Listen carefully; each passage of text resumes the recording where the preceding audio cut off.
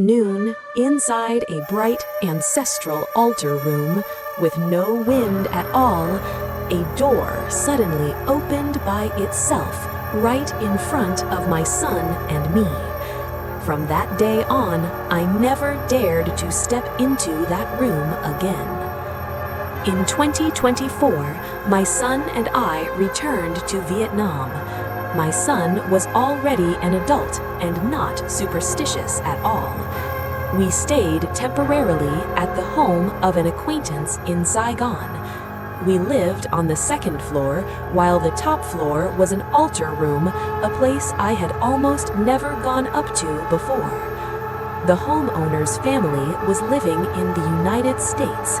They asked me that if I had a chance, I could buy flowers and fruit to place on the altar to worship their ancestors, since they could not return to Vietnam at that time. That day was during the daytime, around 12 noon. The sky was clear and there was absolutely no wind.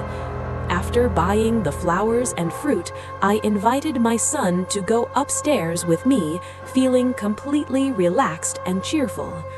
The altar room was located at the front of the house, facing the street. It was open, bright, and filled with daylight. My son stood outside the doorway looking in, while I stepped inside to arrange the offerings.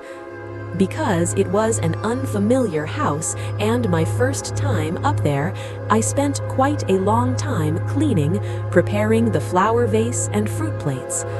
No one stayed on the upper floor and the water had been shut off, so I had to run up and down the stairs several times to get water and a few necessary items.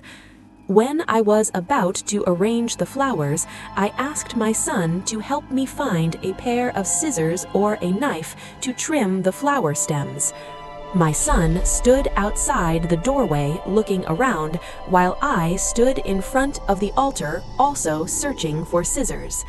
And at that exact moment, the small door on the left side of the altar slowly opened by itself. There was no sound. No sudden movement, just a very gentle, very slow motion, strangely smooth, as if someone was intentionally opening it, as if wanting me to find what I was looking for inside.